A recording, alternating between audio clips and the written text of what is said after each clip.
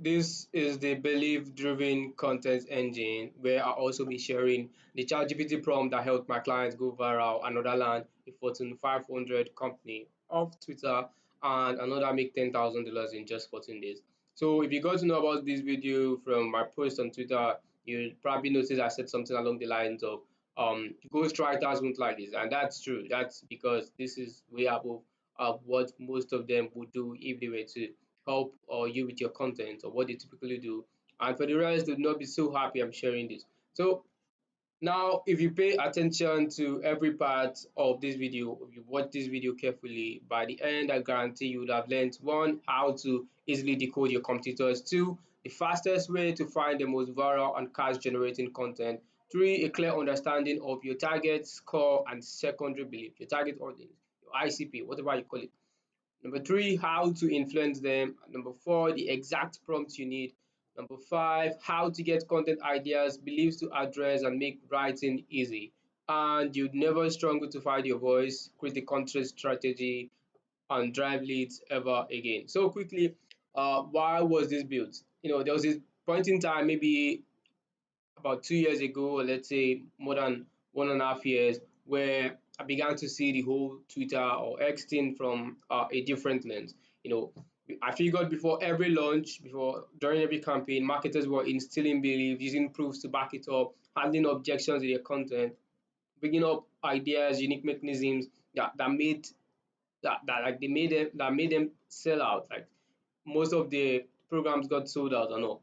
So it was all interesting to me, and there were just so many successful launches, and I somewhat started to model what they were doing. I did something similar. I did a ton of sales, more than I'd expect. Sold about different offers, launched an agency in the past, got a couple clients within the first 45 days of starting it out. So totally fresh with an account that used to post content on something else before. So and every time on sales call, prospects will say things like, I always see your content, and it felt like he was speaking to me. And being honest, at that time, I didn't know exactly what I was doing right, but I was getting the numbers, I was getting the result. So I didn't know exactly what I was doing right, and I really wanted to, replicate it for clients. So after spending a couple of money on how to use AI, practicing myself, I've now created a way that I can replicate for each client. So that's why I said, okay, I've been using this for 1.5 years. So now this is something you can take and use yourself and use it to get results regardless of the niche you're in. You just need a few things. You just need to know your competitors. You just need to know what they're selling, the beliefs they're instilling, and how to model what you're doing. That's all. That's all. So when you have those, you're pretty much set. So quickly, this is the prompt. So it says, act as my Twitter monetization and buyer psychology strategy. So now this part is very important because you want to give ChatGPT an identity, not just addressing your ChatGPT or whatever AI you're using. You want it to give it an identity.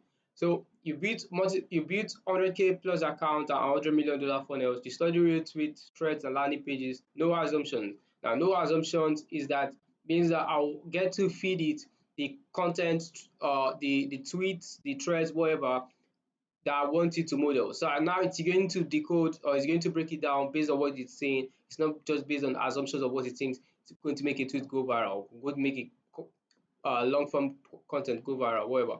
So now it says your job, I'll share content that went viral or made money. Two, you decode which for and the core and secondary beliefs it tap into. Three, you break down the hooks, emotions, and angles that work. Three, then give me templates, thread ideas, and plays I can steal or copy. Hold on, I'll first explain what core and secondary beliefs mean, then I'll share examples. So now, what are core beliefs? So in short, core beliefs are deeply held convictions that form the foundation of a person's worldview and self-identity. So now you're probably going to get the document from me, so you get the proper explanation of this with examples. So a quick example here is suffering is necessary for greatness. Popular belief, core belief for some. So now, secondary beliefs are more specific and situational beliefs that derive from or interact with core beliefs, and they are flexible. So these are the ones you can actually change. Like these are the ones that you can frame in such a way that okay, you'll be changing people's belief and then they'll get to buy your product. So now I'll explain this better. So the thing is, when you get to know your audience core and secondary beliefs, you stop guessing. You stop creating content that won't resonate with them. You start creating content that actually resonates because you know exactly what's going on in the head. So here I said you start entering the conversation already happening in their head and reframe your offer as the answer they've always needed. This is the main thing here. This is the main thing happening here. And that's why this is going to predictably get results for you because you're not guessing. You know exactly what you're writing. You know the idea behind it, and you know the beliefs this post is supposed to trigger and the expected reaction from your audience. So now, how do you actually use this? How do you actually use this prompt and get results out of it? So it starts with finding or identifying your competitors. So if you don't know your competitors, right, who are you here? You need to know at least a couple of them, even if they are not direct or even if they are way bigger than you, and if they're in your industry and they're getting good results. And mind you, whoever you consider your competitor here should not be someone that is just posting. It should be someone you know fully well is getting a couple clients or is achieving the goal you want to achieve on Twitter. Maybe maybe they're getting a ton of new followers or they're getting a ton of clients, whatever. So it must be someone that matches that. Anyone who is not matching that or who is not getting those kind of results and you're using the in this for this, you wouldn't get anything out of it. So it's very important you find someone who is crushing it, getting a ton of followers or getting a ton of clients, whatever your goal is. So now quickly, how do you find the best performing content? Because that's going to help you if you're looking to go viral or looking to model something like that. So it's quite simple. Let me search up Benjamin. So now this is one example, Benjamin printer. So now all you have to do if you want to get someone's most viral post or most best performing code, you have to install this tool, Tweet Hunter, like Tweet Hunter. So installing this tool, just by his side, I can see all of his best performing content. So if this guy were my computer and I'm new and I'm trying to know what works in my niche, I just have to look into the sidebar here, see what is performing for him, what's doing really well for him, and look into like a couple of my competitors or people in the same niche who are selling something similar to him, look into their most viral content, and then I'd find a pattern. I'd find a pattern, okay, this is what's working in my niche. And then I just have to model it. And there's a high likelihood it's going to work for me too because I'm in the same niche. I sell something similar. So that's it. And another approach is to open up your profile on an incognito browser and only the best performing tweets will appear. I made this mistake one time. I did this as a mistake one time, so that happened. And then someone made a post on it, I think EP. I don't know if I actually tried it out and yeah, it's really worked. So open up your profile on an incognito browser, only the best performing tweets will appear. So that's an alternative to using the tweet hunter if you're not going to be using your laptop or whatever. So now the third thing, because you also need to know content that drove inbound leads or sales. And this is where things get tricky. How do you know content that is making money or driving leads for your competitors? So quickly, let me show you a few examples.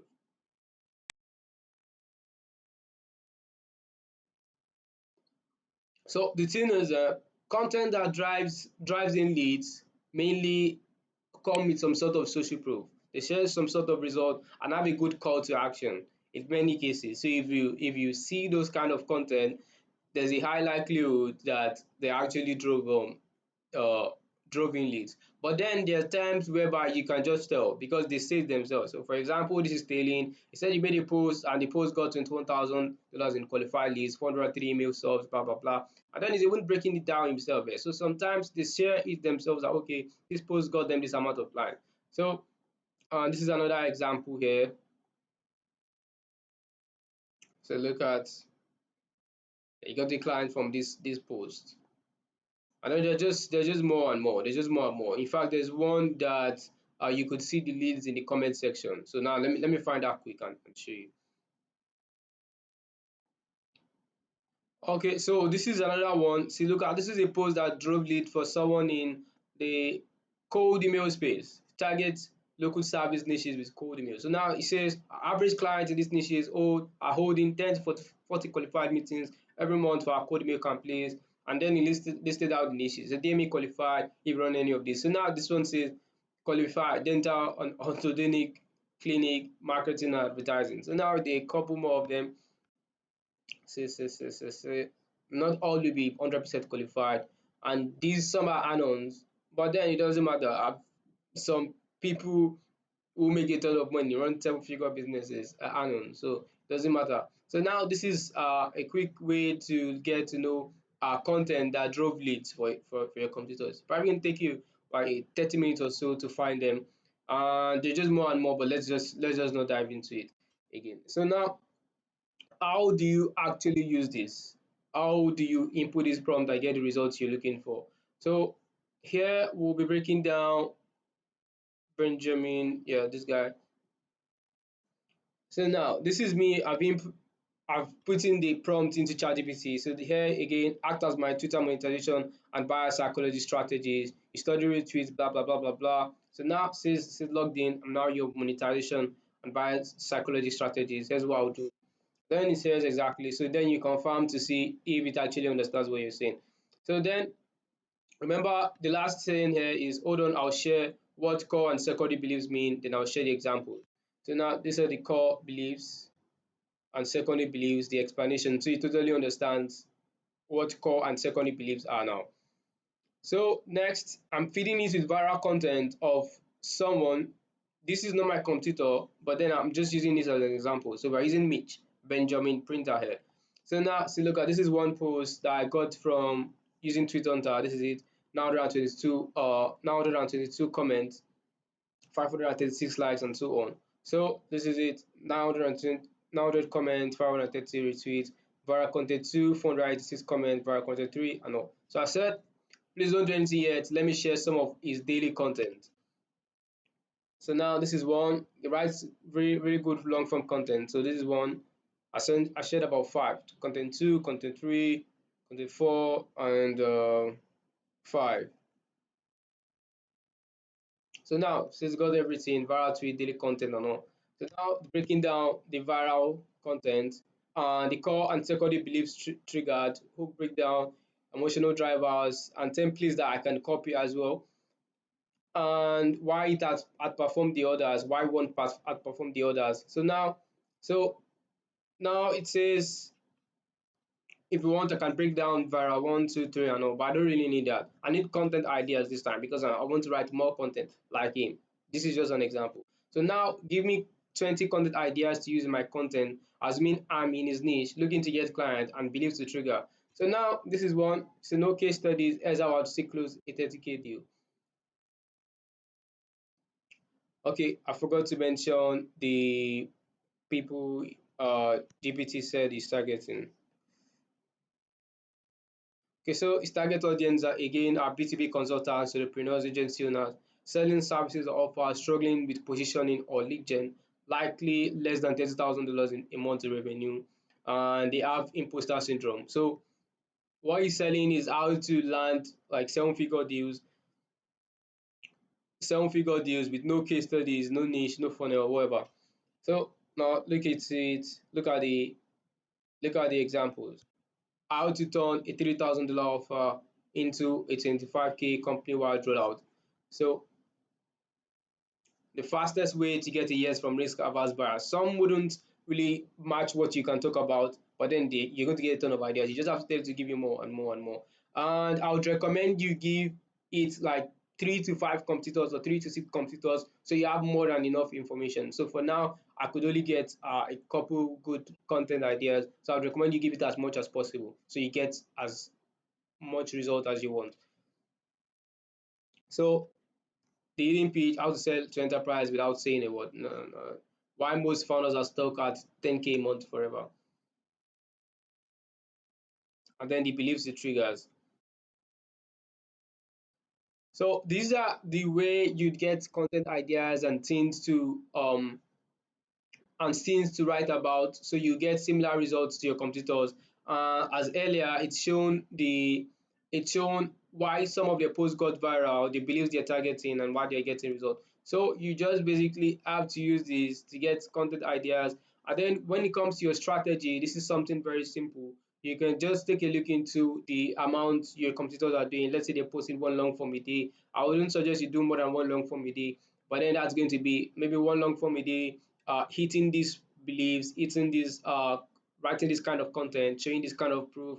Maybe you do that 5 times a week, post 3 tweets a day, depends on whatever data or whatever is going on in your niche and all. But one thing is, if they're not doing a ton, let's say they're posting 2 3 tweets a day, always increase the volume. If the volume they're putting out is not enough yet, always increase it. You get more results and you get more attention. You have more data to test with. So that's how you get content ideas, come up with a strategy, and there's a lot more to this. You can actually use this to write your content. You just have to feed it maybe your YouTube video or some voice notes or some things you can quickly record, and then it's going to write a full content for you. So then this is something I can implement for you if you're someone and you just have to share with me some people you consider competitors, some of your case studies or things I can pick out to write content from, and then I'll write a couple pieces of content for you, guaranteed to get you results, either virality or leads. Now, this is not free, this is not cheap,